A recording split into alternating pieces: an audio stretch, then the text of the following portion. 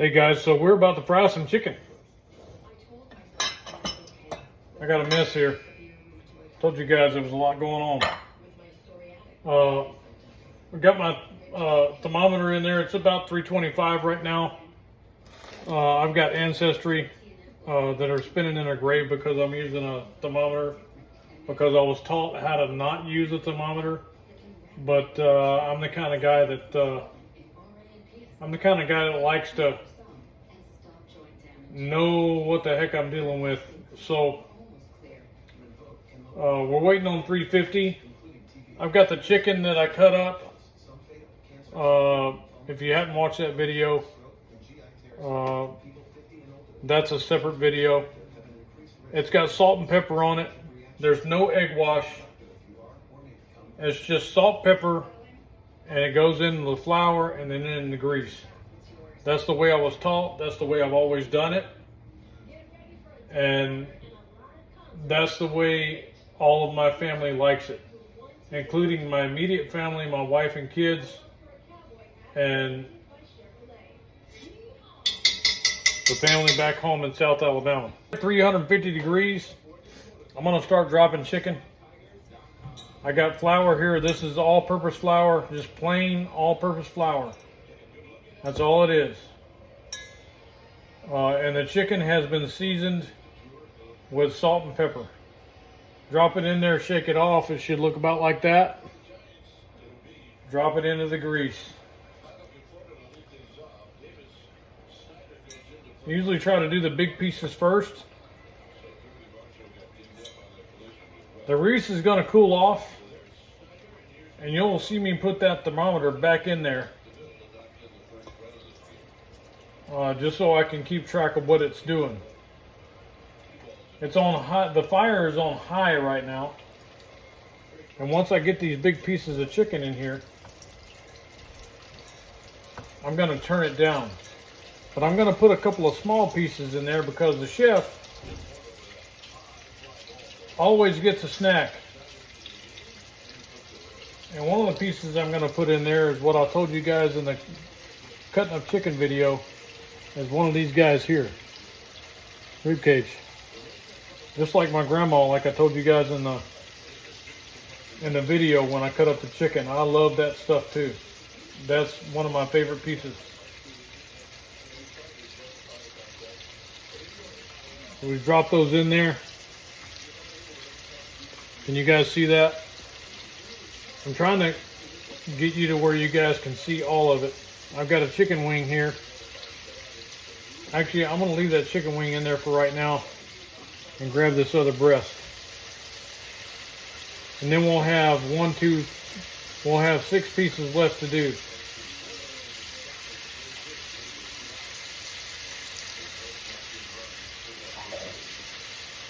The liver that came out of that chicken, I wasn't happy with it. It had a pale color to it.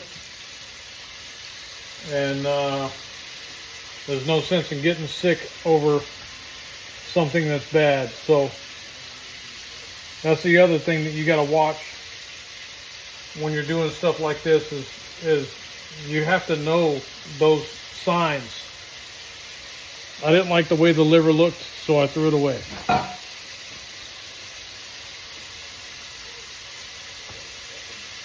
So now that we have those in there, I want to bring you over here so you can see a little better. And I'm going to put my thermometer back in there.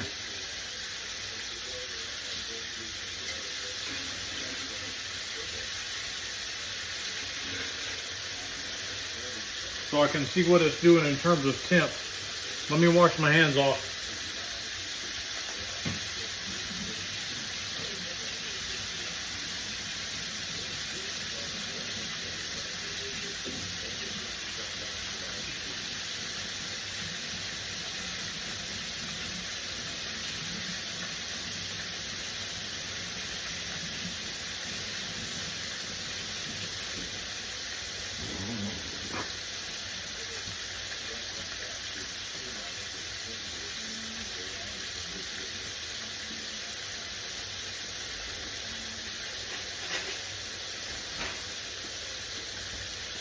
So the temperature has dropped to about 290, which is where we want it to be in terms of a drop.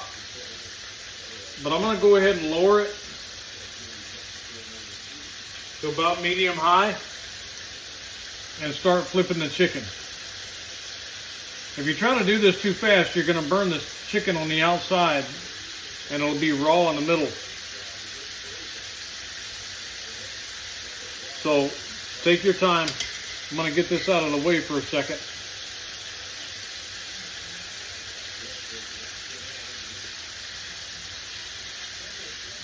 Flip them over. There's a thigh in there.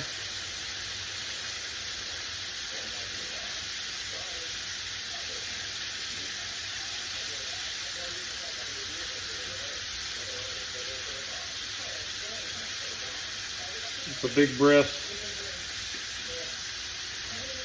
Got a chicken leg in there.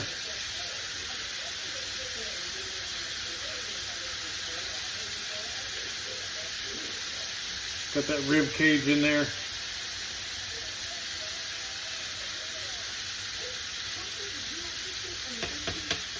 I'm gonna put that probe back in there because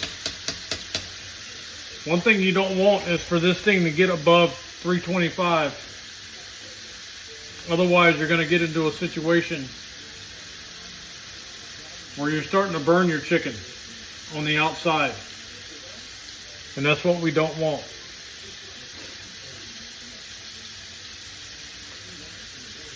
This cast iron Dutch oven is very old. And if you watched any of my other videos, you would know that I'm a big cast iron fan. I was raised cooking in it. I watched my ancestry cook in it.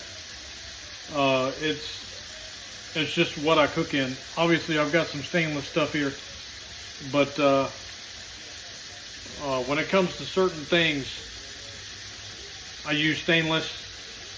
Other things, I use cast iron. And believe it or not, 90% of what I do is cast iron.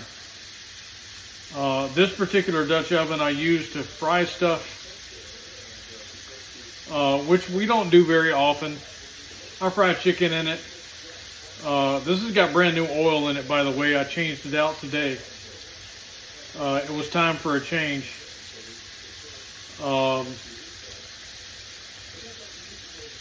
It's got brand new peanut oil. That's what I use, peanut oil. I don't use canola. I don't use... I will if I have to, but my preference is peanut oil.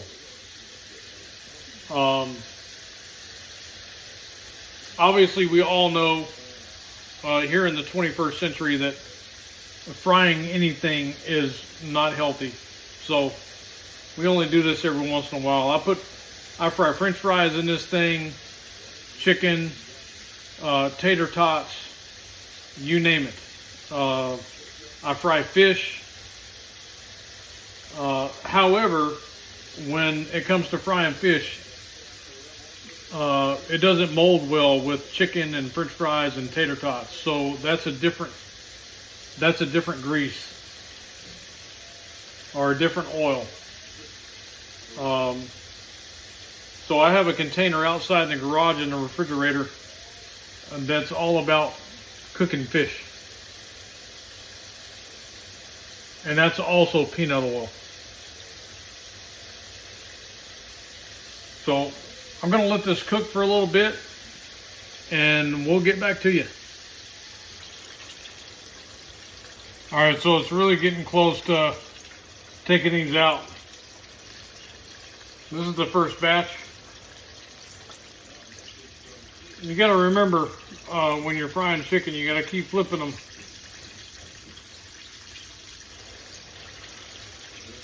Flipping the pieces of chicken.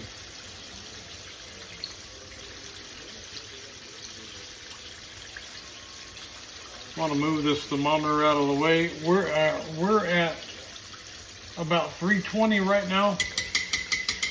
Keep in mind, when you're actually cooking the chicken, you need to stay between 300 and 325. You need to start it at 350 because when you put the chicken in there, it's going to be it's going to cool the grease down, and it's going to cool down to about 290.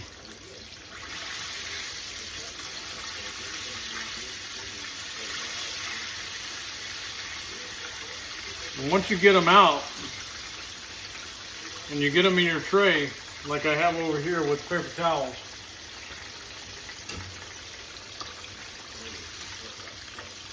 they're going to darken up.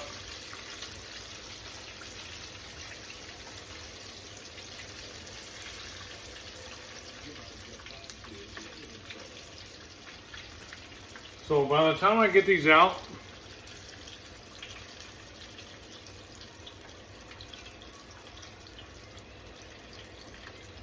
and get ready to put the other ones in there, the second batch. This is the wishbone. It's going to be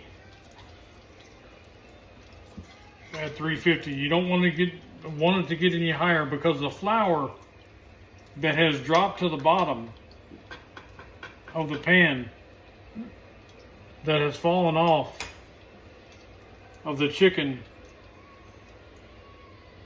is gonna burn. So I'm looking at it, and like I said earlier, I have ancestry that are spinning in a grave because I use a thermometer, but they didn't have thermometers in the 1930s. So where we need to be, I got the back here. Actually, I have a chicken wing here that I'll throw in there.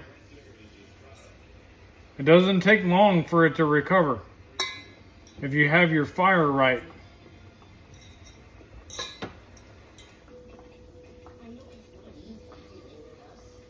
Put the back in there. I got a gizzard.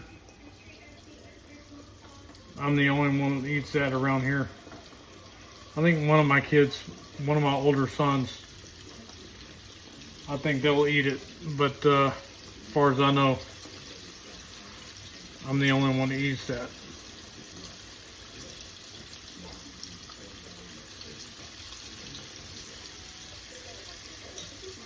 Got the breastbone and another rib cage, and we will be done.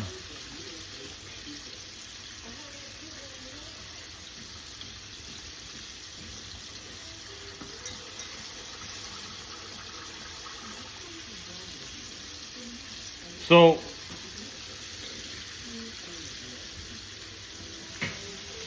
let me wash off my hands.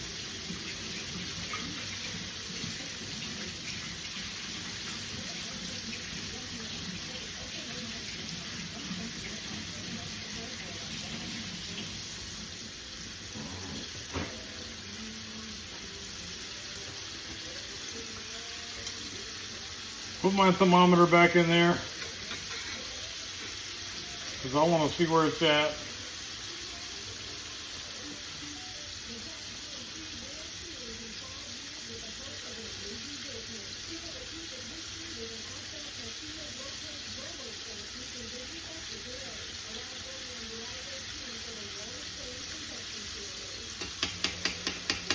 Like I said,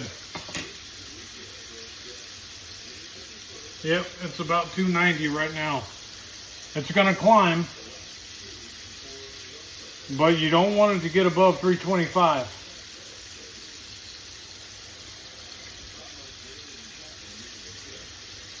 That's what I was taught at a very young age. Even though my ancestry didn't have thermometers at their disposal. Look at this chicken over here.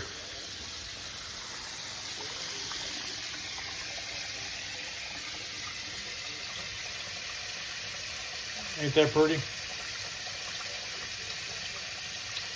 It gets darker when you take it out.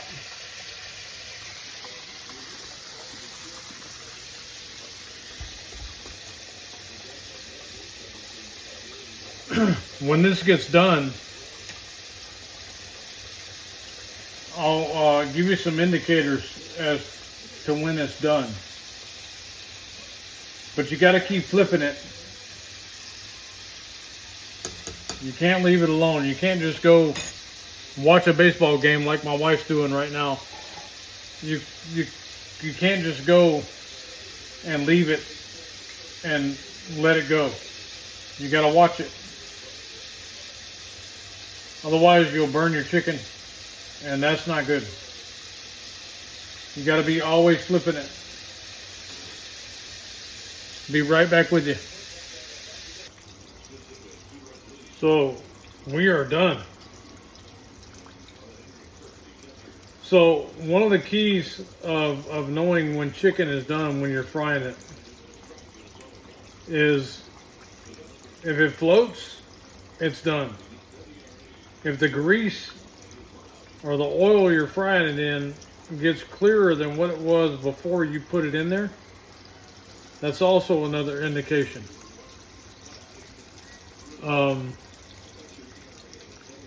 These are all done. I'm going to pull these out.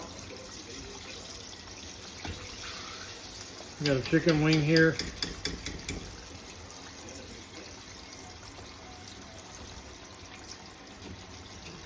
I got another piece of rib cage.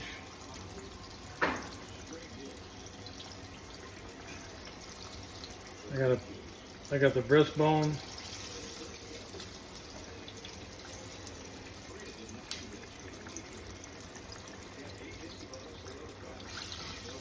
I got a wing.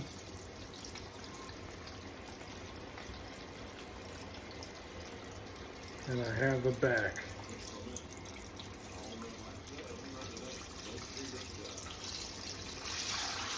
This is the way I was taught to do it. And this is the way I've always done it. Turn the heat off. And we are having fried chicken, chicken and rice, and black eyed peas.